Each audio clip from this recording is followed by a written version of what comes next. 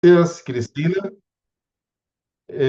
Ahora tengo el gusto de presentar a Fabián Moracha-Berry, el cual es gerente general de la editorial Costa Rica. Bienvenido, Fabián. Buenas tardes para los presentes en la sesión y para los que la van a ver de forma posterior. Pues es un gusto para mí compartir hoy con ustedes sobre este tema. Mi intención es poder aportar quizás más desde la perspectiva de lo que está ocurriendo en las organizaciones o al menos por la experiencia propia, porque este es un tema que hay extremos, ¿verdad? Ya estamos hablando, como lo decía André en la introducción, de lo que puede causar el sobreuso, por así decirlo, de la herramienta o de la inteligencia artificial. Ese sería un extremo, pero también tenemos todavía personas, estudiantes y que pertenecen a las empresas que no han comenzado con el uso, ¿verdad? Entonces, es una amplitud de situaciones actuales que se viven en las empresas, lo cual pues representa un desafío bastante importante. Totalmente de acuerdo. Y cómo estas brechas entre personas que lo utilizan y los que lo utilizan y los que no se pueden ir acrecentando. Bienvenido, Emanuel Ramírez Valverde, Business Process Optimization Manager en Lion Resources. Bienvenido. Buenas noches, muchas gracias Andrei, buenas noches a los demás compañeros y también muy contento de estar acá. Creo que para nadie es un secreto que todo este tema de inteligencia artificial vino a romper el status quo y me gusta tener que estar en estos espacios viendo cómo nos tenemos que adaptar a estas nuevas tecnologías, viendo cómo es que tenemos entonces que también ir definiendo debería ser este mejor uso, en dónde tal vez puede ser que no lo estamos utilizando como deberíamos. Entonces, muy contento de estar acá. Muchas gracias, Emanuel. Y finalizamos en esta presentación con David Hein, Data Engineer en Boston Tech. Y bueno, muchas gracias. Es un placer estar en este conservatorio. Durante algún tiempo he venido observando sobre el pensamiento humano en la era de la inteligencia artificial, ¿verdad? Y dentro de esas observaciones veo algunas cosas que normalmente se quedan incluso por fuera y que lo iremos comentando durante el transcurso del conversatorio, como por ejemplo los sesgos que pueden existir, el desempleo que va a generar la inteligencia artificial. eh, de estos sesgos, el daño particular en el desempleo que ya de todos modos sufren los más pobres, las mujeres y algunos otros grupos ya vulnerables de por sí, donde la inteligencia artificial mal enfocada podría venir a colaborar en el detrimento de la calidad de vida de las personas. Es un placer de nuevo estar acá y pues esperamos conocer y discutir ampliamente el tema.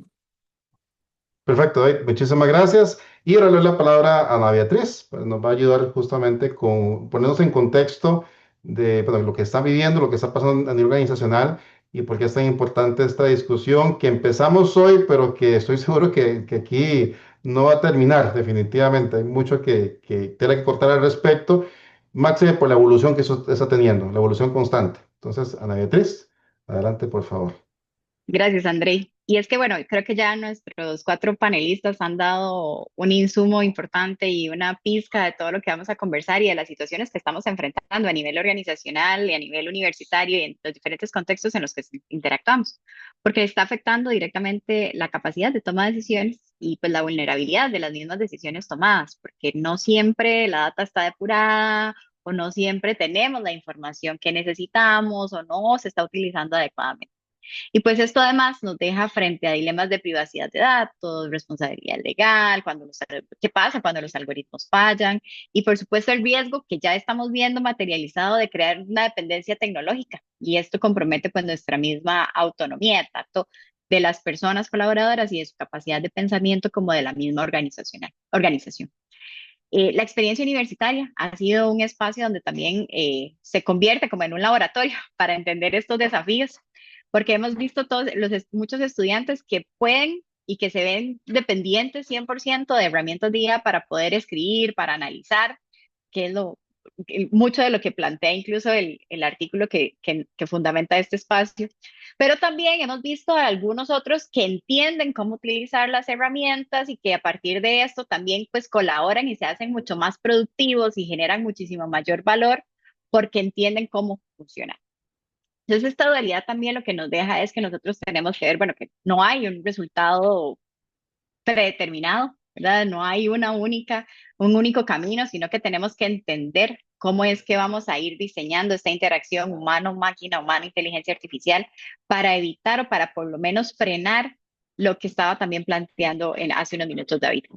Un enfoque ético y estratégico es una necesidad que tenemos ya las organizaciones, independientemente del área en la que trabajemos, porque la incorporación de la IA sin marcos éticos claros y sin educación al respecto, lo que puede hacer es que estemos de cara a riesgos reputacionales, legales, operacionales, que podrían afectar directamente pues, la continuidad del negocio.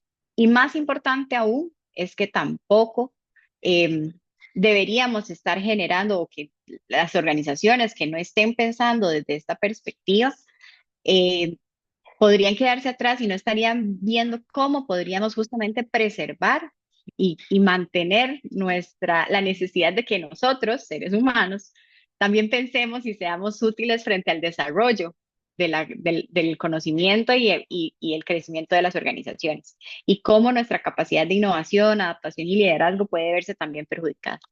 Así que creo que no se trata de resistir el cambio, sino de más bien dirigirlo conscientemente hacia un futuro que en realidad valore esta eficiencia tecnológica, pero también valore y potencie la capacidad y nos haga a nosotros también muchísimo más capaces de aprovechar el tiempo y los recursos y que sigamos siendo la inteligencia humana la que prime y la que priorice dentro del trabajo humano, en las decisiones, en las organizaciones en las que interactuemos y en las que formamos parte hoy en día. Así que este espacio creo que es fundamental para que, no es que no se esté hablando, pero que queremos nosotros también desde AGM, desde el programa de posgrados de la Escuela de Administración de la UNA, pues seguir hablándolo y seguir promoviendo para que no sea simplemente, uy, mira, está esta herramienta o está esta otra, utilicémoslo, sino es, bueno, ¿qué pasa si la usamos? ¿Qué pasa si no la usamos? ¿Qué condiciones tiene la organización y qué capacidades y condiciones tengo yo para poder utilizarla de una manera consciente y ética? Así que esperemos que sea un espacio de mucho aprovechamiento, de crecimiento y de conocimiento. André.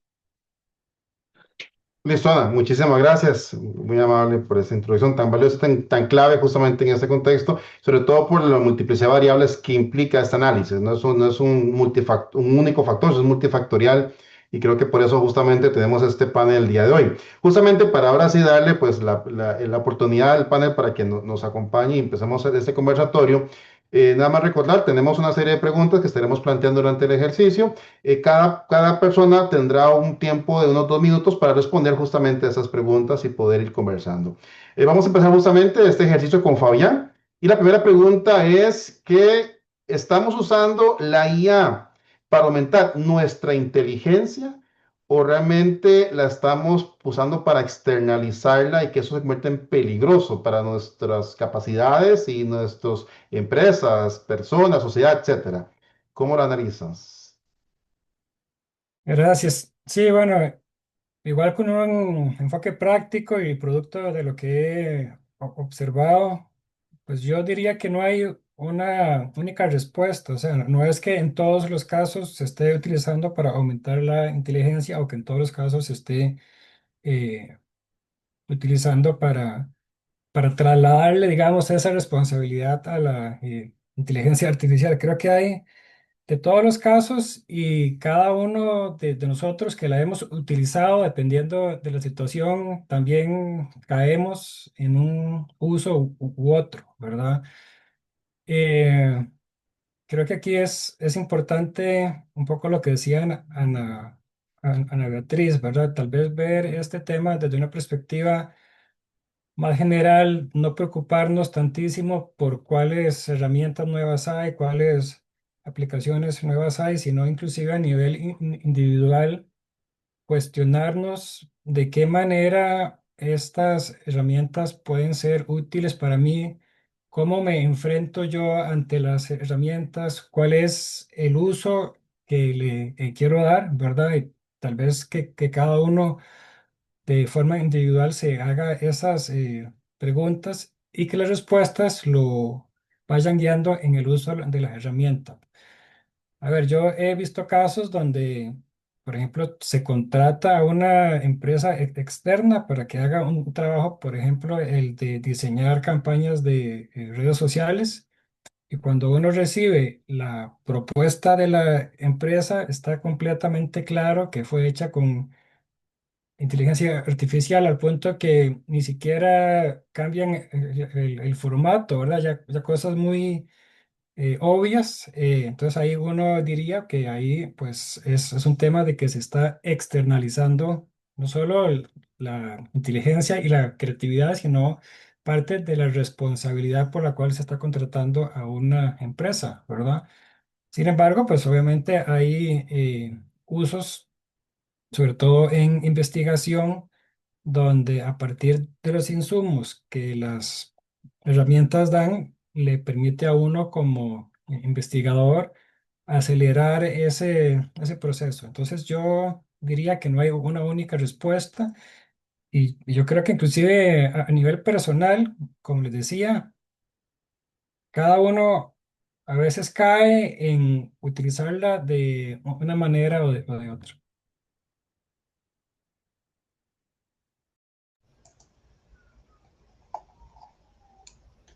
Gracias, Fabián.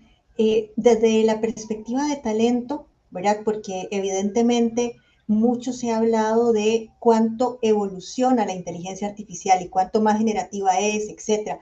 Pero desde el frente de personas, ¿verdad? Es clarísima la necesidad de acercar este tema todavía más. ¿Por qué? Porque el estudio señala que la mitad de las conexiones cerebrales las estamos cediendo a la inteligencia artificial. Y ahí entonces tenemos una gran y urgente señal, ¿verdad? Estamos externalizando la parte creativa, que es esencialmente humana, a la inteligencia artificial. Y efectivamente uno en el plano de la investigación, en el plano de la consultoría y en el plano de la docencia, ve cómo esta dependencia es un patrón que ya está siguiendo el cerebro, ¿verdad? Sabemos que el cerebro sigue patrones, ¿verdad? Porque el cerebro le encanta repetir acciones, ¿verdad? Fisiológicamente esto se ha demostrado, entonces el cerebro se está acostumbrando a seguir un patrón de consulta. Y lo grave de todo esto es que cuando hablamos del enfoque personas, no podemos aislar el tema tecnológico. Tenemos una gran cantidad de personas que hoy trabajan de forma aislada de sus casas, hoy no tienen una comunidad o una red y entonces el vínculo con el chat está creciendo tanto incluso a nivel emocional, ¿verdad? Es alguien al que le cuento mis problemas, al que le hablo de una forma amigable, ¿verdad? Y es que paradójicamente algo que no es humano está configurado incluso con temas de seguridad psicológica, donde a todos nos dice que está muy bien, ¿verdad? Y nos presenta una idea diferente de una forma muy amigable, no nos critica, no nos señala, entonces tiene todos los componentes perfectos para que le cedamos gran parte de nuestro trabajo, nuestra creatividad y nuestro tiempo. Entonces, aquí el tema es encontrar esos patrones y de una forma inteligente estructurar una nueva forma de usarlo. Y cierro con algo que siempre le digo a estudiantes y a mis clientes, nunca la pongamos al frente, en todo caso al lado, ¿verdad? Usualmente atrás, primero nosotros y después ella, ¿verdad? Porque sin lugar a dudas existe un conjunto de temas de bienestar, de conexión emocional, de seguridad psicológica, que la inteligencia artificial lo maneja muy bien cuando eran temas esencialmente humanos. Y ahí el peligro se vuelve 3 o 4 veces más grande. Gracias, Cristina. Sí, antes de ingresar al tema técnico, quisiera plantear una pregunta que creo que es muy importante cuando estamos hablando ante una herramienta que quizás es la primera, que no viene solo a acompañar al ser humano, sino que podría sustituirnos. Y es, ¿cuál es la sociedad que queremos? En realidad, las organizaciones, las personas, las universidades, los gobiernos deben de responder a qué sociedad queremos. a partir de ello debería responder la inteligencia artificial.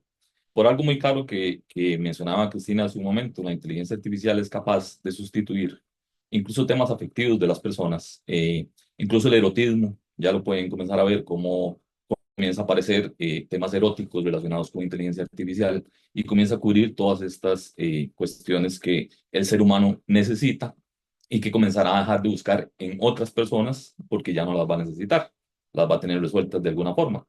Esto me lleva a pensar qué va a ser del Ágora, qué va a ser de cómo nos imaginamos, por lo menos la sociedad occidental, y cómo va a variar por medio de la inteligencia artificial, ¿verdad? Donde vemos reducidos estos espacios de interacción entre las personas. Lo podemos ver en espacios como la política, donde la gente ya es incapaz de debatir una idea sin atacar al contrincante, no debate un argumento.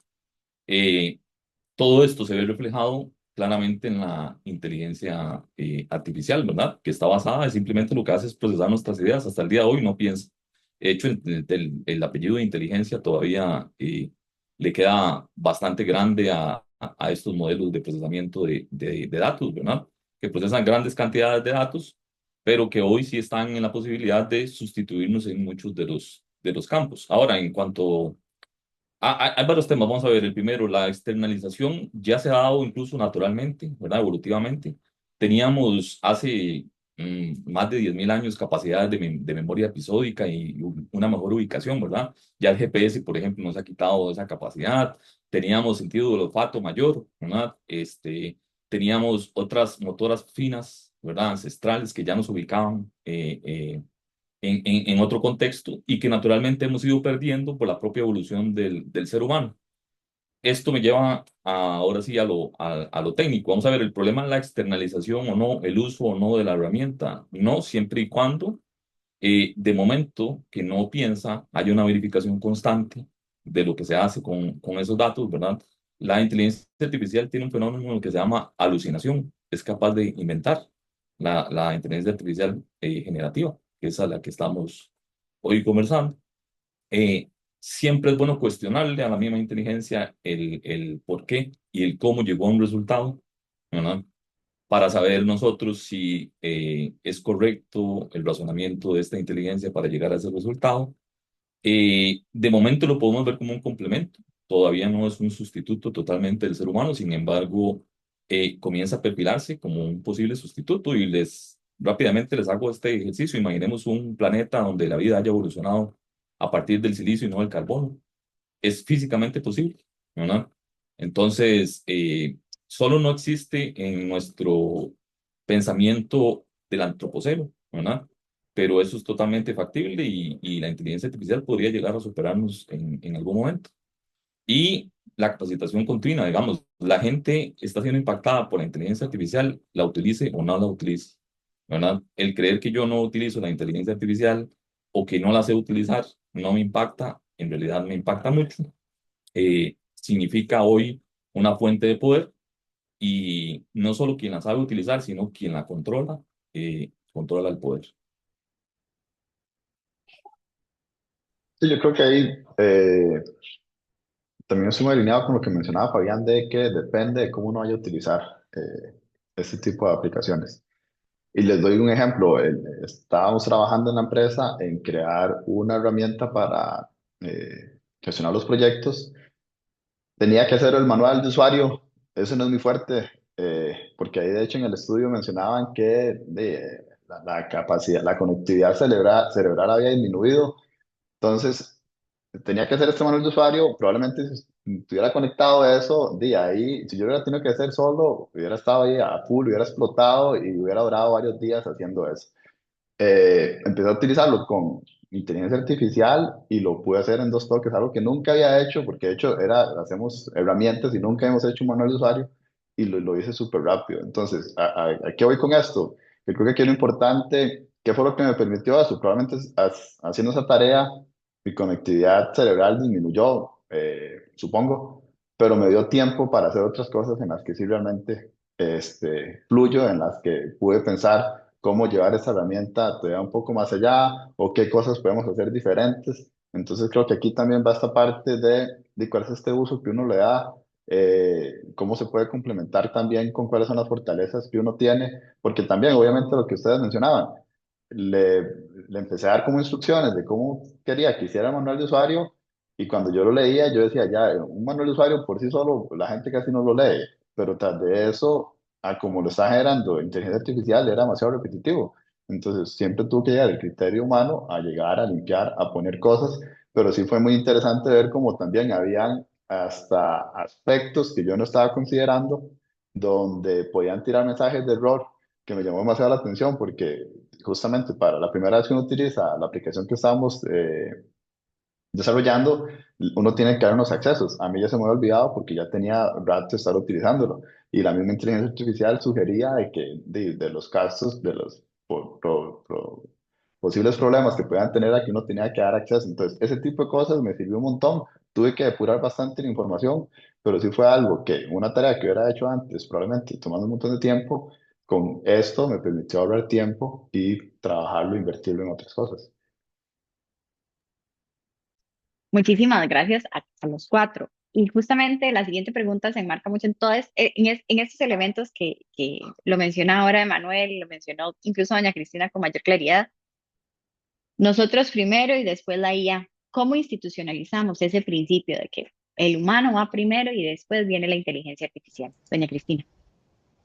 Sí, muchísimas gracias, Ana. Y justo lo que habla Emanuel viene a dar una capa más de análisis, ¿verdad? Y es que cuando hablamos de equipos laborales, yo siempre les digo que hay un nuevo integrante, que es la inteligencia artificial, ¿verdad? Y como nuevo integrante, y como dice Manuel, hay que entender cuáles son mis habilidades y cuáles son las habilidades del chat y cómo, en caso de esta inteligencia artificial, y cómo las podemos complementar. Y tal vez ahí viene una primera pauta de cómo poner primero al humano y después a la inteligencia artificial, ¿verdad? Uno es obligar a una secuencia donde primero piense yo, ¿verdad?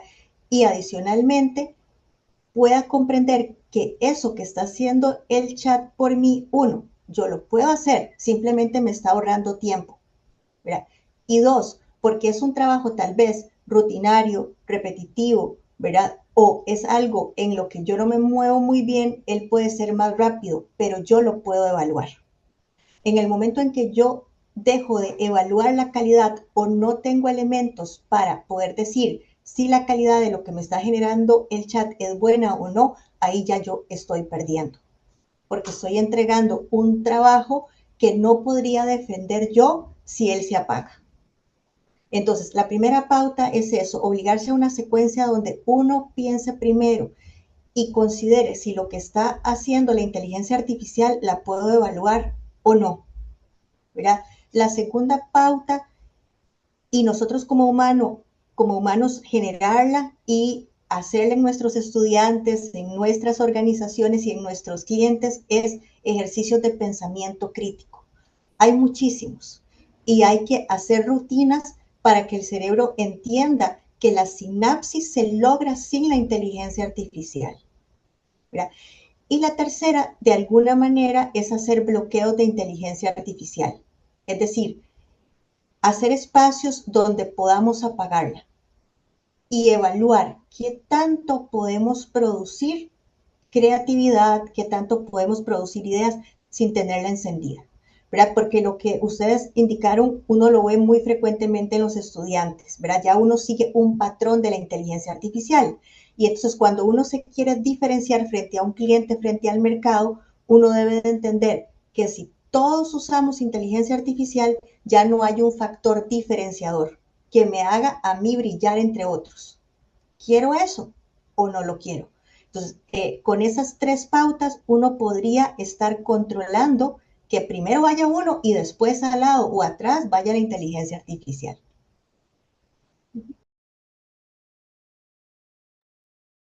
David, no sé Doña Cristina. cómo siente usted este tema. Sí, mira, yo quisiera ser tan optimista, pero lo cierto es que la creatividad, el pensamiento crítico viene muriendo desde antes de la aparición de la inteligencia artificial. Lamentablemente, como sociedad hemos dejado de invertir en la capacidad de las personas de tener pensamiento crítico, de desarrollar el pensamiento lateral y otro tipo de pensamiento mucho más elemental como el simple hecho de tener un dictado, ¿verdad? Que países como Francia tuvieron que volverlo a implementar, dado el hecho de que las personas ya no podrían escribir ni siquiera correctamente al llegar a un grado universitario. Entonces, quisiera ser tan optimista de pensar que uno pudiera dejar de lado la inteligencia artificial solamente y esto haría que el pensamiento crítico regresara, ¿verdad? Pero tal parece que no es así y por eso ahora planteaba, ¿verdad? Debemos primero preguntarnos qué sociedad, qué organización queremos, ¿verdad? Qué universidad, qué país, etcétera, queremos para poder darle un uso a las herramientas. ¿Por qué poner el ser humano primero? Bueno, para nosotros parece ser muy obvio, ¿verdad? De eso depende la especie, de eso depende que sobrevivamos en todo sentido siempre, que la especie esté primero, el ser humano esté primero ante cualquier cuestión. Es una cuestión de vida o muerte, si lo queremos ver así, ¿verdad? Es una cuestión de supervivencia. El tema que me causa un poco de ruido es cómo generar siempre ese pensamiento crítico, ¿verdad? Y por eso ahora mencionaba el tema de estarle cuestionando siempre a la inteligencia artificial lo que hace. Cada vez va a ir siendo con mayor capacidad de sustituir lo que nosotros hacemos y cada vez vamos a ir desarrollando hardware con mayor capacidad que soporte todavía modelos más potentes que los que tenemos ahora donde sustituyan cosas muy complejas. Entonces, yo no plantearía si en la organización debería estar primero el ser humano o la inteligencia, sino el fin como último siempre debería ser el ser humano. Porque yo podría empezar una tarea con la inteligencia artificial. Hay una serie, por ejemplo, analizar una cantidad enorme de información. Es imposible que la realice una persona, por más de buena intención que tenga. Entonces, lo que habría que decidir es, en pos de cómo el ser humano siempre esté primero, cuál es el orden que debería de llevar en una tarea la participación de la inteligencia artificial o la participación de la inteligencia humana. Al día de hoy, considero que la inteligencia humana es la que debe tomar la última decisión, sobre todo en cuestiones estratégicas, en políticas país, en políticas de Estado, en temas de contratación, en temas que tienen que ver con grupos vulnerables, de género, migraciones, etcétera, y no dejarlo aún a temas de la inteligencia artificial para que el ser humano esté primero.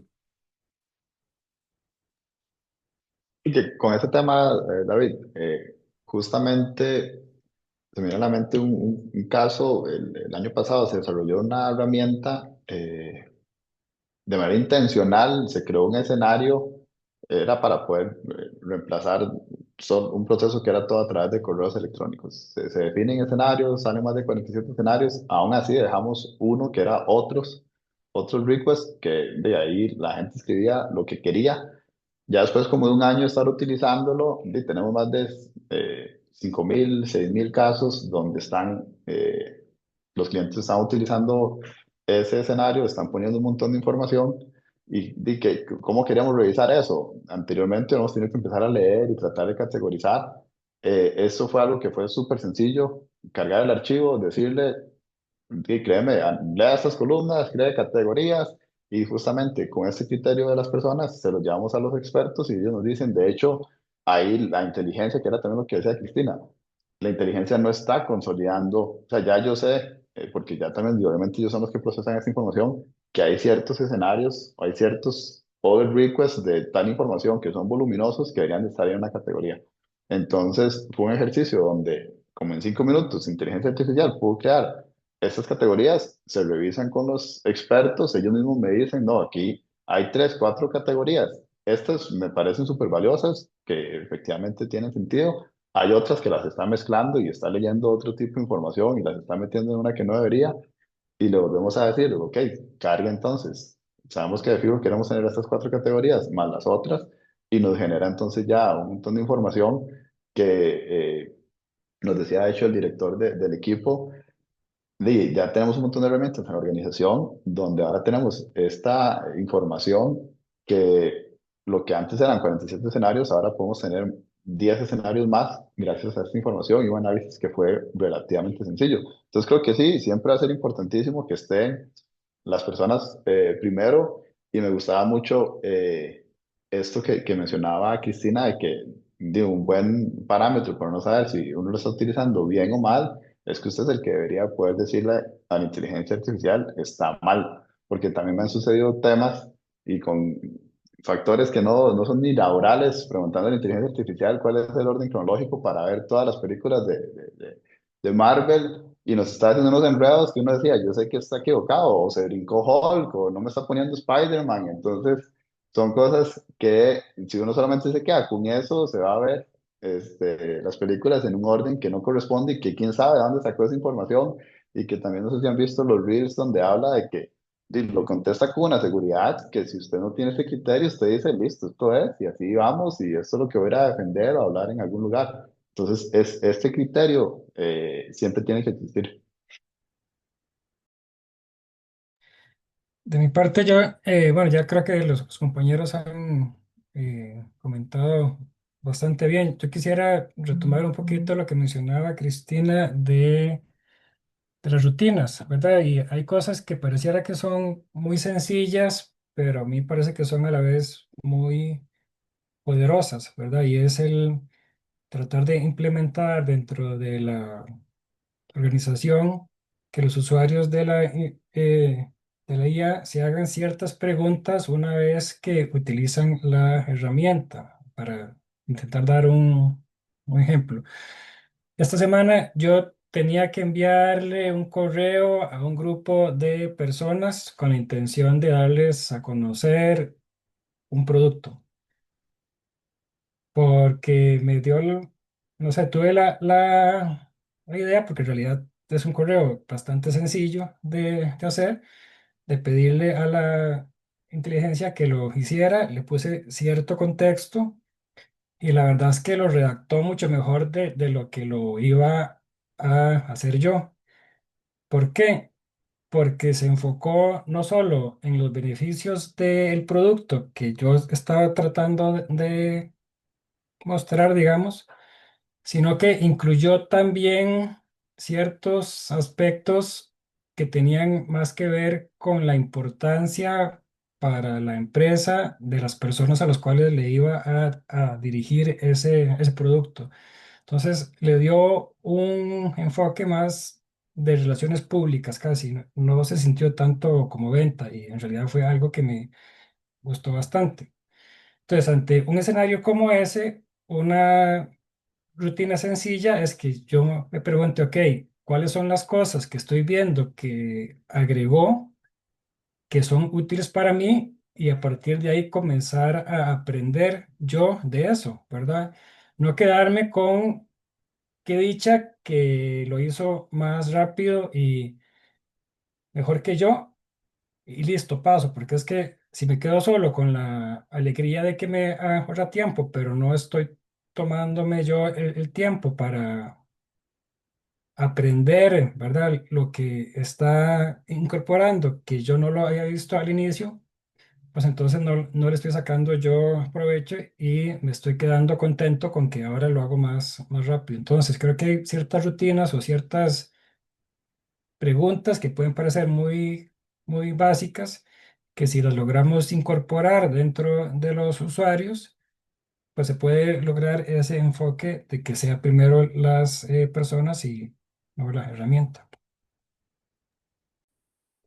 Muy bien, perfecto. Muchas gracias a los cuatro nuevamente por sus aportes. Realmente el tema de el pensamiento crítico creo que es clave y esto me lleva, y hago referencia a un artículo, no sé si recientemente lo vieron, me parece que fue en estas semanas que salió, donde el primer ministro sueco aceptó que utilizaba inteligencia artificial como una segunda opinión. No sé si vieron ese artículo. Ahorita no me atrevo a pronunciar el nombre como tal del primer ministro para no equivocarme, pero aquí viene y con base en eso quiero plantear esta pregunta, que entonces con lo que estamos conversando, ¿qué tareas sí deberían automatizarse o utilizarse por medio de inteligencia artificial y cuáles otras no? ¿Verdad? ¿Cómo hacemos esa separación? Pues quizá antes cuando hablamos de automatización, previo al hablar de IA, pues lo que automatizamos claramente eran tareas muy repetitivas, pero que no abordaban pues la parte creativa que lo vimos el día de hoy.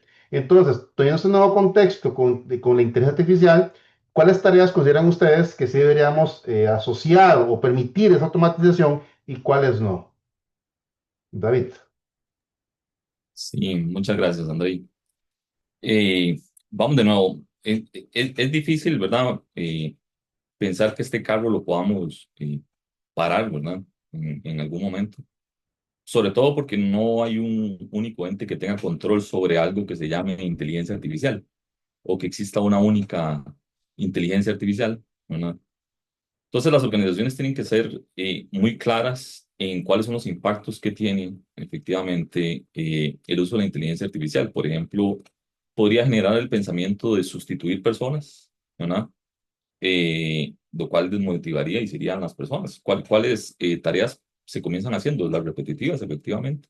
Son las primeras personas que se verán afectadas por el desempleo, claramente a raíz de la inteligencia artificial.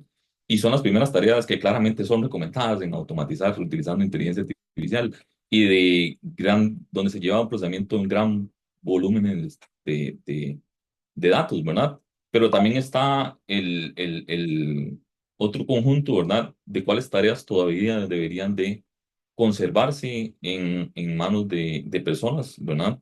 Y son todas aquellas que tengan que ver con sesgos, ¿verdad? Con cuestiones sensibles, ¿verdad? Por ejemplo, en el momento de la contratación de una persona, aunque una herramienta de inteligencia artificial es capaz de analizar muy bien un candidato y sus skills, finalmente la inteligencia artificial arrastra todos los sesgos que tenemos, ¿verdad? Que tenemos como sociedad, como patriarcado, etcétera, que hemos venido alimentando, y eso podría ser que deje por fuera, dado nuestros sesgos, personas que están totalmente capacitadas. Otros espacios, por ejemplo, donde refuerce ya nuestro criterio, ¿verdad? Si ya tenemos una idea preconcebida, posiblemente no la debamos construir con la inteligencia artificial porque nos va a reafirmar los sesgos sociales que ya existen, ¿verdad? Entonces, posiblemente un plan estratégico, económico o temas de índole sensible social y de este tipo no se deban de dejar en manos de la inteligencia artificial porque claramente va a lanzar hacia un sesgo. Hace algunos años se hacía un experimento sobre a quién elegiría atropellar un carro de estos autónomos, que no voy a decir la marca, ¿verdad? Y se descubrió que elegiría atropellar a una persona sin recursos por sobre una persona con recursos, por ejemplo, por la apariencia.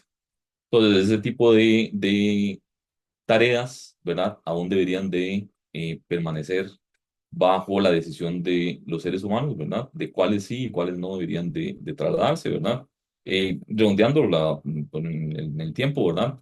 Pues sí, efectivamente las tareas repetitivas y de altos volúmenes de datos deberían ser las que son transferibles, no dejando de lado que todas estas tareas tienen personas que hoy están a cargo, ¿verdad? Y que tienen personas sensibles de frente o que obtienen un servicio de ellas y que no podemos dejar de lado. Alineado con esto que dice David, creo que es importante, a pesar de que ha venido a revolucionar o a cambiar el status quo, todo este tema de inteligencia artificial, hay que ser consciente de que tiene sesgos, de que nosotros de hecho en el trabajo tenemos unos cursos y está muy interesante porque parte de justamente esta concientización de que aunque tenemos un montón de herramientas que podemos utilizar, eso no es eso no es la santa palabra. Venía el ejemplo que decía que si usted le dice a inteligencia artificial que le haga un dibujo del presidente de los próximos 10 años, solo hace dibujos de un presidente que sea hombre, porque como se basa en información histórica y han habido menos mujeres presidentes, entonces lo que va a generar son hombres. Entonces, este criterio que siempre tenemos que tener va a ser bien importante. Con el tema de las tareas, yo siento que bajo esta línea de pensamiento donde todos tenemos inteligencias distintas y por ende también oportunidades o debilidades. Yo creo que a mí por lo menos me ha funcionado tratar de estas áreas débiles, como lo que les decía, de crear este manual de guía, de cómo utilizarlo, el tema de redactar correos. Y eso es algo que funciona, yo he visto que eso funciona bastante bien. Hay gente que más bien puede escribir un correo muy fuerte, y entonces con inteligencia artificial uno le puede decir, ayúdeme a que esto sea un poco más polite, o más bien yo escribo uno que está demasiado amigable y yo necesito mandar un mensaje más fuerte, entonces ayúdeme, pero creo que es esta parte donde digo, uno siempre genera primero este correo inicial y ya después entonces le dice, listo, ayúdeme a modificarlo, porque también se habla mucho de que entre más contexto le dé usted a la aplicación, más certero va a ser. A mí me ha gustado y estoy tratando de explorar todo este tema de inteligencia artificial. Sin embargo, a veces me he visto dándole tanto background que yo digo, ya lo hubiera hecho yo en lugar de estar dándole tanta información. Y entonces es donde uno cambia y digo, no, mejor voy a hacerlo y digo que me lo evalúe o que me lo rete o que me lo corrija, pero termino porque me empieza a dar respuestas que digo, no, esto no me sirve, no está tomando en cuenta esto, no está tomando, y ahí es donde uno también dice como, yo puedo hacerlo, mejor lo creo y que me lo corrija. Entonces, para mí iría como por ese lado, tratar de utilizarlo en estos aspectos que todos tenemos distintos, de como estas áreas de oportunidad. Sí, completamente de acuerdo. Creo que por lo menos en mi experiencia también algo que me ha ayudado mucho es la parte esta de que toma notas de las reuniones virtuales, porque antes eso a mí o a otras personas le consumía mucho tiempo de ir anotando lo que se acordó, luego enviar un correo con la minuta, luego hacer seguimiento. Ya ahora eso queda en el momento que la sesión termina, ¿verdad? Y la verdad es que es una transcripción, es que ya no solo es transcripción, sino que incluye los acuerdos, los pendientes, los responsables, ¿verdad? Eso a mí me ha servido mucho. Yo también coincido con que en el procesamiento de datos también hay que tener ciertos cuidados. Igual uno sabe que pues va mejorando con el paso del tiempo, pero les cuento así rápidamente una experiencia. Yo este año llevé un curso de metodología cuantitativa en un programa de doctorado y estábamos haciendo unos ejercicios con un software estadístico, ¿verdad? Que es especializado para ese tema. Y yo intenté replicar los ejercicios en una inteligencia artificial y resulta que me daba resultados de estadísticos que eran imposibles calcular con los datos que le estaba dando, ¿verdad? Entonces, si usted se confía de eso, pues inclusive puede llegar a tomar decisiones completamente no soportadas por los datos, ¿verdad? Entonces, sí creo que en el procesamiento de datos ayuda mucho siempre y cuando usted sea capaz de comprobar de alguna manera si lo que le está diciendo es cierto o no, ¿verdad? Porque, o sea, como les digo, llega a calcular cosas que son imposibles de calcular con los datos. Pero bueno, creo que en este tema de las notas de las reuniones y del análisis de los datos es muy útil y ahorra mucho tiempo. Gracias, Fabián. En realidad creo que han mantenido una misma línea, que es la que comparto, ¿verdad? Que tareas repetitivas claramente o abrumadoras sin valor, ¿verdad? Uno las puede entregar y no habrá sustituto del juicio ético, de la creatividad y del pensamiento estratégico, ¿verdad? Sin embargo, dado que estamos tan alineados, quiero aprovechar el espacio para dos temas claves. Uno, cuando David decía que efectivamente venimos muy retrasados en el tema de pensamiento crítico, efectivamente, ¿verdad? Cuando empezamos a trabajar el tema que a mí me apasiona, que es el de generaciones, leí que una psicóloga en Estados Unidos empezó a hacer una prueba donde le pedía a diferentes generaciones que agruparan por color y por forma, ¿verdad? Ciertos elementos, triángulos verdes, cuadrados morados, etcétera. Y entonces la generación X usualmente agrupaba primero forma o color y después forma y color. Sin embargo, las generaciones más jóvenes de una vez agrupaban forma y color, ¿verdad? O sea, yo no necesito segmentar triángulos, cuadrados, ¿verdad? Y después cuadrados verdes, sino que de una vez digo, estos son cuadrados verdes. Y ahí claramente estábamos eliminando una capa de pensamiento. Yo podía llegar más rápido a la solución, pero de alguna manera el cerebro estaba suprimiendo algunas capas analíticas, ¿verdad? Entonces, claramente esto es así, David. Claramente hemos estado perdiendo esa capa de analizar y entender por qué lo estamos haciendo, por qué esta conclusión. Y el tema es que la inteligencia artificial yo le llamo una ilusión de conocimiento, ¿verdad? Nos hace sentir como que conocemos ciertos temas, pero que en realidad si nos comienzan a preguntar sin el chat, nos quedamos frenados y desconocemos totalmente. Entonces, para mí ese es uno de los grandes temas que hay que trabajar desde los niños en adelante, ¿verdad? Y además, cuando decimos qué tareas nos pueden quitar y qué no, estos temas a mí me apasionan y entonces recuerdo que hace muchos años cuando se empezó a hablar de automatización, ni siquiera de inteligencia artificial, no sé si ustedes recordarán que surgieron dos robots icónicos, Sawyer y Baxter, de una empresa que fue la primera que lanzó estos dos robots para trabajo colaborativo humano-robot. Y entonces empezaron a decir que estos dos robots iban a quitarle el trabajo operativo a las fábricas. ¿Qué sucedió? Que vino la inteligencia artificial, vino la RPA que le quitó el trabajo a ellos. Y hoy Sawyer y Baxter no existen, ¿verdad?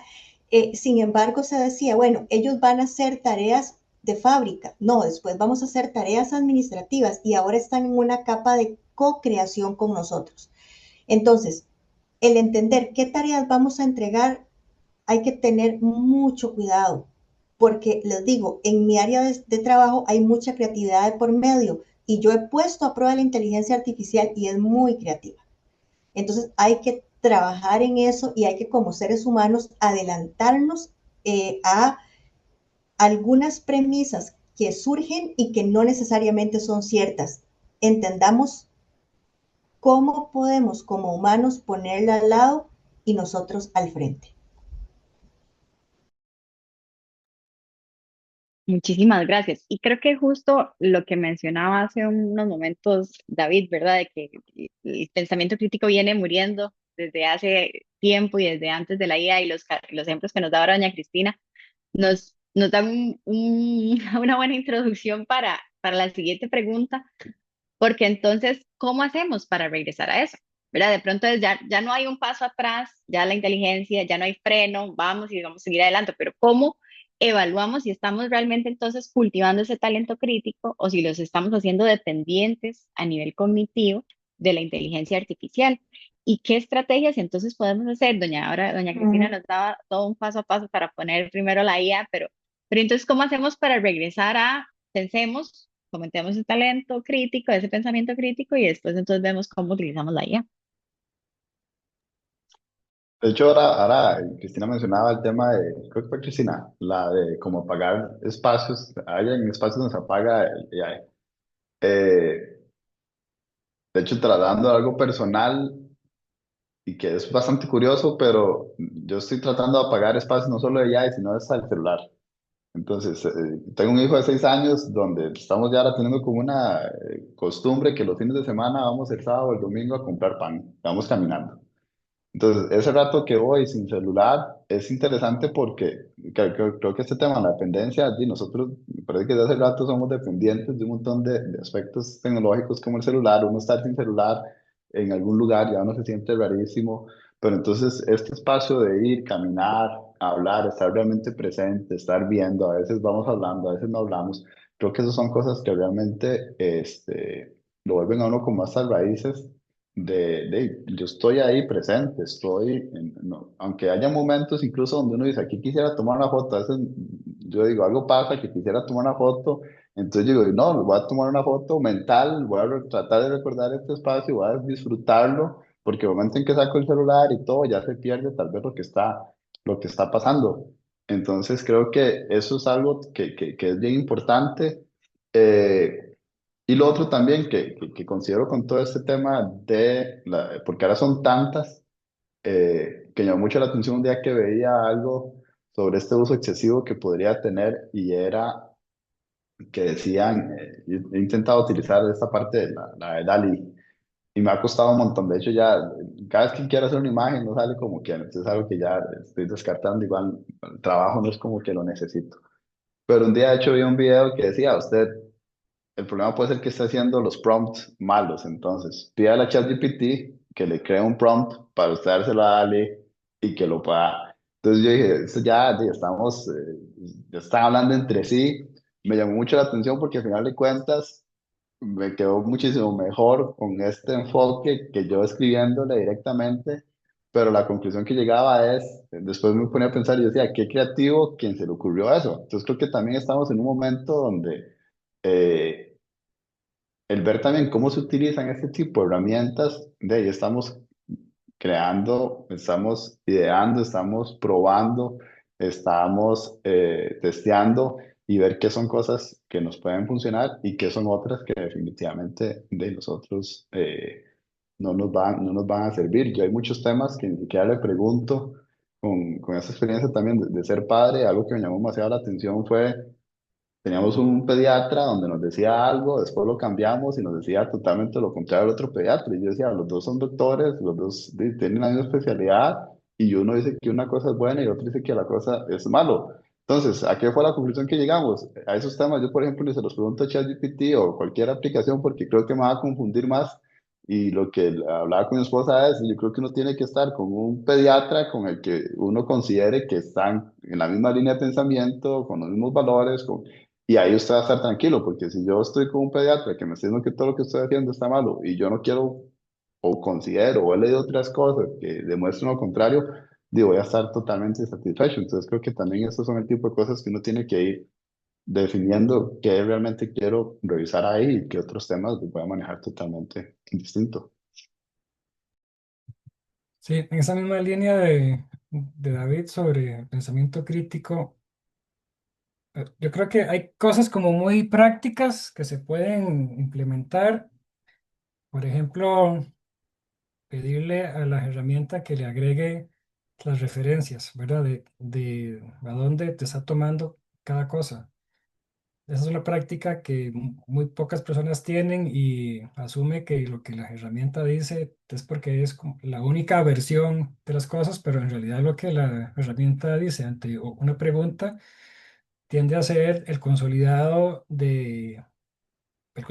y el resumen de diferentes fuentes, ¿verdad? Entonces, pedirle a las personas que implementen la rutina para ciertos temas de importancia que le están preguntando a la herramienta, que le pida a la herramienta que le agregue las referencias de la fuente de información, de dónde está tomando eso. Ya a partir de ahí, pues estamos pues provocando que las personas sean críticas con lo que están viendo, ¿verdad? Porque ya dependiendo de la reputación de la fuente, ya uno puede tener más o menor confianza respecto de lo que la herramienta está indicando, ¿verdad?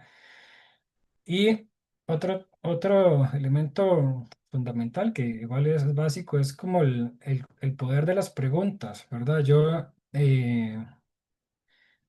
hace unas semanas estaba buscando una frase que haya dicho alguien muy importante en la historia sobre los beneficios para la humanidad o para las personas o sobre la relevancia general de literatura, ¿verdad? Entonces le hice esa pregunta, me generó un listado, hubo una que me gustó en particular de Cicerón, ¿verdad? Entonces pone, Cicerón dijo esto, ok. Entonces no me quedé con eso, sino que le pregunté, bueno, ¿cuál es la fuente, verdad? En qué obra está citada exactamente esa frase? Entonces ahí me dijo, no, no fue que lo dijo literal, sino que esa es una interpretación que se acostumbra a hacer de lo que dijo, pero en realidad lo que dijo fue esto otro. ¿Verdad? Entonces, creo que ahí es un buen ejemplo de el poder de las preguntas y de cuestionarnos nosotros y de cuestionarle a la herramienta cosas que pueden parecer muy claras de que si nos dicen que tal persona famosa dijo esto, pues asumimos que exactamente fue eso lo que dijo cuando en realidad en este caso resultó ser una interpretación histórica de un discurso que la persona dio, ¿verdad? Pero creo que un poco también, volviendo al tema de las rutinas, ¿verdad? En este caso, si incorporamos ciertas preguntas que cuestionan lo que la herramienta nos está diciendo, eso puede servir para desarrollar el talento crítico. Sí, totalmente de acuerdo, Fabián. Y realmente lo de las rutinas es algo para mí importantísimo.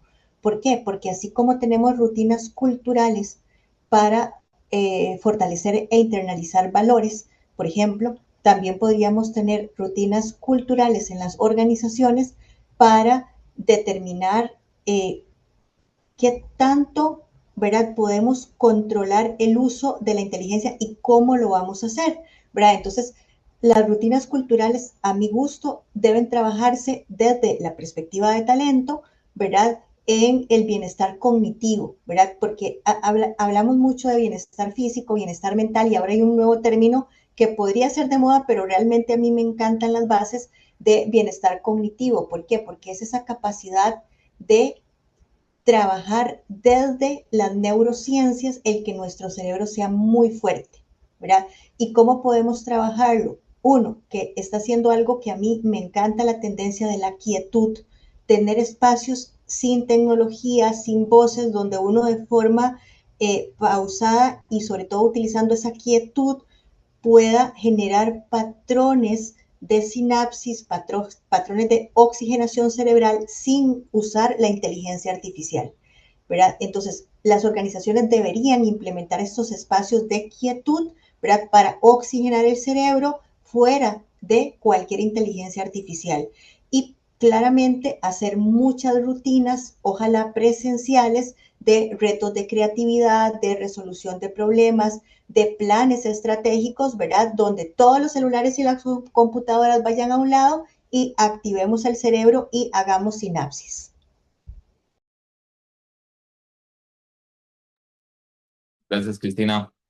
Bueno, yo en ese caso, ¿verdad? Quisiera devolverme un poco al tema de la educación, ¿verdad? Que me parece muy importante y que conforma a las personas que finalmente terminan en una organización. Yo quisiera poder competir con este aparato, pero lo cierto es que este aparato es más interesante que una clase que yo pueda dar, ¿verdad? Más interesante un video, algo interactivo. Incluso me es imposible ya ahora escapar al Kindle, ¿verdad? Aunque me encanta leer en papel, lo cierto es que cargar esa cantidad de libros me sería imposible, ¿verdad? Entonces, ya me es muy difícil escapar a la tecnología, de alguna forma, ¿verdad? Eh, Creo que tenemos que formar a la gente entendiendo que es una herramienta, ¿verdad? Que la tecnología es una herramienta. La inteligencia artificial viene a ser otra herramienta, por eso es tan importante imaginarnos la sociedad que queremos antes de imaginar cómo utilizamos la tecnología, porque eso va a definir cómo vamos a ser como una organización o como una sociedad.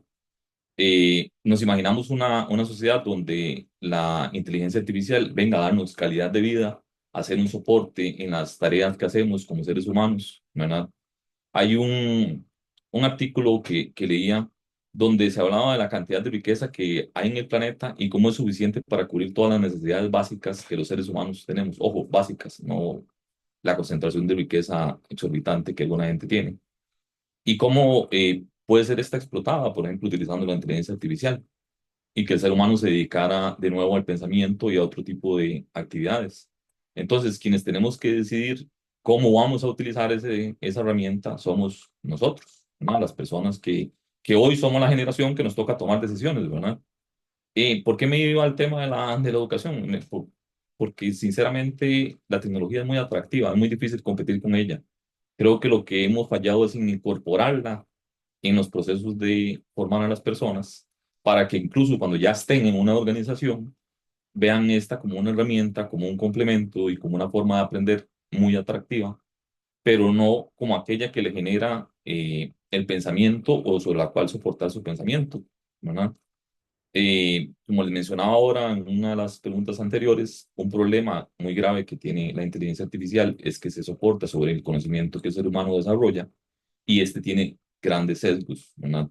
sesgos culturales, sesgos de género, sesgos de etnia, ¿verdad? Entonces comienza a tener una serie de problemas que si no emparejamos con una serie de valores de las personas, nos van a generar un problema. No, no podemos obviarla, no podemos sacarla del todo. eh, Tendremos que utilizarla y apalancarnos con la tecnología, porque lo cierto es que hoy, eh, incluso antes de la inteligencia artificial, los que todavía en los 90 ya éramos adolescentes o casi adultos, no sabíamos todos los números de teléfono y en el 2000 todos se nos olvidaron, ¿verdad? Y no estaba la inteligencia artificial todavía como está hoy. Entonces hay un tema que tiene que ver con la tecnología por medio, sí, pero hoy sería muy difícil decirle a la gente, mira, no utilices la penicilina y hacer tu sistema inmunológico más fuerte, ¿verdad? De ahí nadie te la va a comprar. Es muy difícil hoy que alguien nos compre, no utilices la tecnología y te vas a hacer más fuerte. Más bien lo que deberíamos de hacer es potenciar el uso de la tecnología en el bienestar del ser humano, en el bienestar de las personas. Y eso, por supuesto, pues las organizaciones buscan ganar dinero, pero también lo puedan hacer los gobiernos para generar políticas de bienestar. Y con esto no me refiero a que la inteligencia artificial piense la política, porque eso debe hacer las personas, sino que comience a generar valor agregado a lo que los seres humanos pensamos, ¿verdad? Y lo puedan hacer las universidades, y lo pueden hacer las escuelas y las organizaciones en todo nivel con tal de fomentar todo aquello que signifique creatividad, pensamiento crítico, ¿verdad? Toda esta parte reflexiva, la parte sensible, social, ¿verdad? De grupos vulnerables, de aquel que es diferente, de que alguien puede pensar distinto y no es mi enemigo, ¿verdad? Que no sea lo que la inteligencia artificial hace, que es reafirmar tu punto de vista. Y ese tipo de cosas son importantes siempre y cuando definamos qué es lo que queremos, ¿verdad? Como organización, como universidad, como sociedad en general, para poder definir cómo utilizamos esa herramienta. En realidad esa herramienta al día de hoy todavía no tiene vida. Hablamos como si la tuviera, pero en realidad no la tiene y ni siquiera tiene inteligencia todavía, ¿verdad? Entonces creo que todavía estamos en un momento donde la sociedad tiene que reflexionar hacia dónde quiere dirigirse y si quiere un modelo de sociedad de mayor bienestar para todos o quiere seguir por esta ruta de autodestrucción, de concentración de la riqueza y de un absurdo donde unos pocos se benefician de un enorme potencial que hoy sí es la inteligencia artificial, por ejemplo. Perfecto, David y compañeros. Bien, muy agradecido justamente por esta intervención. Vamos a pasar a una etapa de cierre y conclusión de este ejercicio tan valioso de análisis y valoración. Y les voy a plantear un reto para este cierre. Eh, el otro día estoy yo en un curso de liderazgo y transformación digital y conversaba con el profesor, él es investigador en la Universidad de Edimburgo, y le preguntaba, bueno, ¿qué lineamientos hay? ¿Qué buenas prácticas hay? ¿Qué podemos utilizar a nivel de empresa para decidir lo bueno, lo malo, lo sí, o sea, lo que es correcto? Y me decía, no, no hay, o sea, ahorita no hay, estamos aprendiendo todavía, o sea, y esto sigue evolucionando tanto que podemos definir algo hoy, pero mañana hay que volverlo a definir, etcétera. Entonces, a lo que llegábamos era a que esto debe ser una conversación franca y directa, institucional y empresarial, y que posiblemente será una discusión país importante también. Pero a nivel empresarial es una discusión, o sea, tenemos que sentarnos porque evidentemente la conclusión no va a ser no lo utilicemos, sino es decidamos internamente cómo utilizarlo correctamente. Entonces el reto que les quiero plantear para el cierre de esta conversación es, si estuviera en sus manos el implementar un lineamiento ético en las empresas donde ustedes laboran, ¿cuál sería ese lineamiento ético? O sea, quiere mirar a partir de mañana, para utilizar correctamente la IA, debemos implementar este lineamiento. Entonces, les voy a pedir a todos que nos planteen una propuesta de cuál puede ser ese lineamiento. Claramente, con una forma también con base en lo que hemos venido discutiendo y conversando en la sesión. Ok, bueno, yo creo Andrei, que, perdón. perdón, creo que hay cosas muy prácticas, ¿verdad? Que se pueden hacer. Este tema que les decía del uso de las referencias.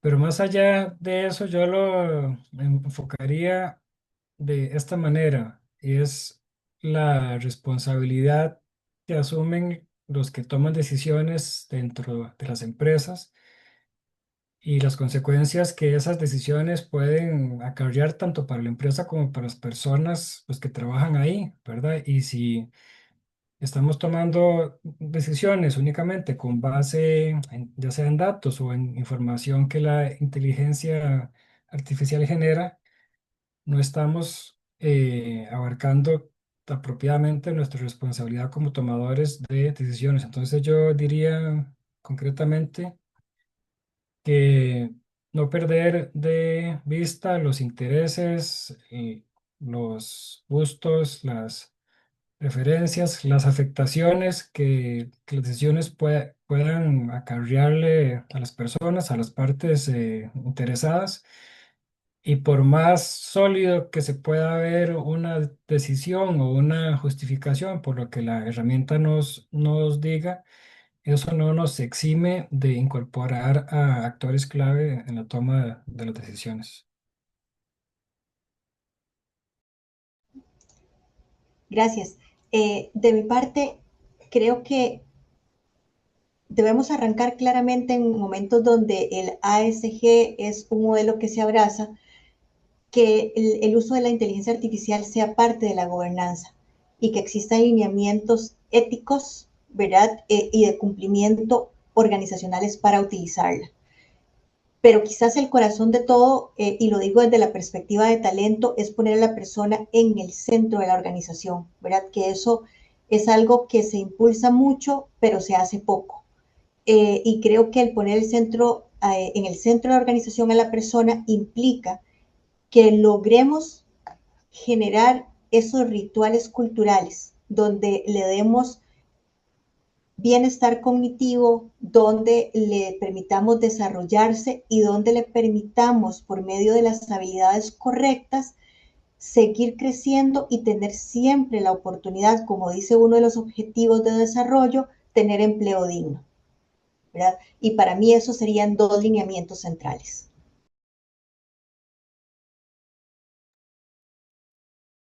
Bueno, yo basaría estos lineamientos éticos en un tema que es muy importante como sociedad, que es la confianza, ¿no? Y creo que debe ser un tema central incluso con el tema de la inteligencia artificial, ¿verdad? Y cómo le generamos a las personas efectivamente una vida digna, porque una confianza, por ejemplo, con el uso de la inteligencia artificial, las personas siempre deben de saber si están interactuando con una inteligencia artificial, ¿verdad? O con una persona. Eso debe ser clarísimo. Y la otra parte es la equidad. Debemos de asegurarnos de que toda aquella información que procese una herramienta que tengamos, eh, trate de eliminar la mayor cantidad de sesgos posibles, ¿verdad? Que no genere sesgos que perjudiquen a las personas en lugar de beneficiarlos o favorecerlos. Esto porque claramente las relaciones humanas se basan en esa misma confianza, ¿verdad? Si rompemos la confianza en una herramienta, es lo mismo que romper la confianza en la interacción con las personas, ¿verdad? Si una organización no logra establecer la confianza de las personas con sus herramientas, las personas dejarán de utilizarlas o dejarán de utilizar esos canales, ¿verdad? Para contactarse o para lo que sea que se utilicen esas herramientas. Entonces creo que si algo es importante en este tema y en todos estos ámbitos alrededor de la tecnología es siempre fortalecer la confianza hacia las demás personas.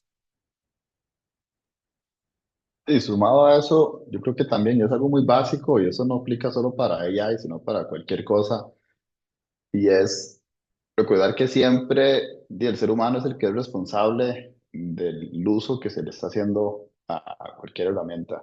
Entonces, que ahora mencionaba Fabián de cómo al final cuentas era como un chisme ya lo que estaba llegando ahí de esta frase que dijo porque lo escuchó de alguien. Entonces yo creo que es esa responsabilidad que sintió Fabián de revisar si eso efectivamente era algo que estaban diciendo y no simplemente copiar y pegarle una presentación o hacerlo, transmitírselo a todo el mundo. Creo que eso es algo que no tenemos que olvidar, que eso me acuerdo también en la U cuando salió Wikipedia, que cualquier persona al final de cuentas puede editar Wikipedia y usted ponía de fuentes en la tesis de la U, Wikipedia, usted le decían, usted no puede poner eso. Usted tenía que ir a revisar si efectivamente la fuente que estaban citando ahí era válida o no, que creo que pasa lo mismo, porque si no termina de uno citando frases inventadas o compartiendo información y que yo creo que es esto, es algo que a mí me puede ayudar, pero al final de cuentas ese criterio, esa responsabilidad de que si yo envío un correo, de que si yo monto un análisis, lo que sea, apoyado, ¿no?, en inteligencia artificial a la hora de yo enviarlo, eso está afirmando que lo está haciendo una persona y que yo tengo que ser responsable.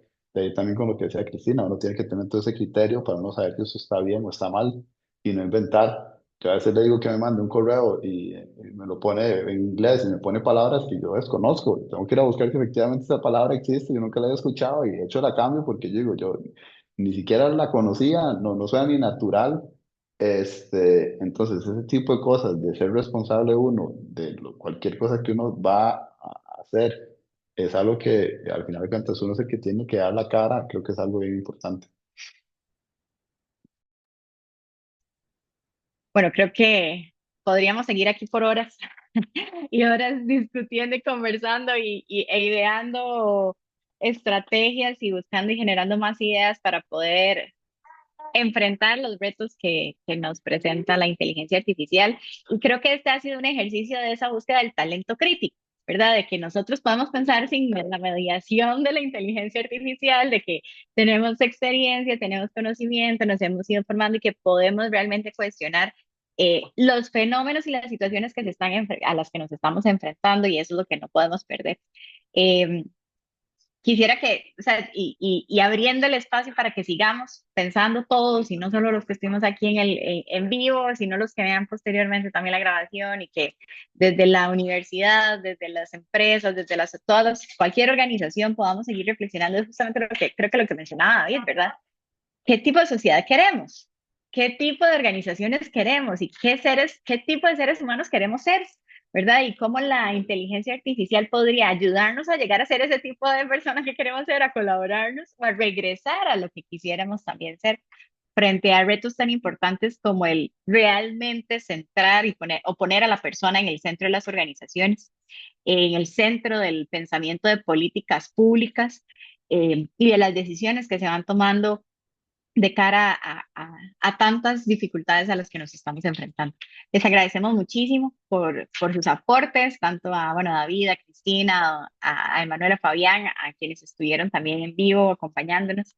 Y bueno, para nosotros siempre será un gusto poder generar estos espacios de conversación, de opinión y que sigamos pensando por nosotros mismos frente a los retos que tenemos. Muchísimas gracias a todos y que pasen muy linda noche. Muchas gracias, Ana, y muchas gracias a todos. Un placer. Y estamos en contacto. Muchas gracias, buenas noches. Gracias, buenas noches. Gracias. Buenas noches. Y listo. Listo. Ok. Ahora sí, ya finalizó la transmisión. Muchísimas gracias. La disculpa del caso por el proceso inicial de inicio de la transmisión. Bueno, por dicha se logró. Detrás de eso le decía a Ana Beatriz ahí entre mensajes que hasta se me fue la luz ahí un momento dado. O sea, hubo todo esta hora fue un poco, hora y media fue un poco tensa, pero bueno, se logró. Muchísimas gracias. Ha sido muy provechoso para mí y claramente para todos. Creo que todos aprendemos y es parte de lo que tratamos de promover. Muy amables. Muy bueno, Osvaldo y muchas Ala, gracias. gracias por unirse. Un Gracias, gusto. buenas Vale, noches. Excelente. Gracias, Andrea y Ana, compañeros. Listo, un Hasta placer. luego. buenas noches, Qué un gusto placer. compartir. Claro, Hasta estamos en luego. contacto. No va a ser la última. Ujú.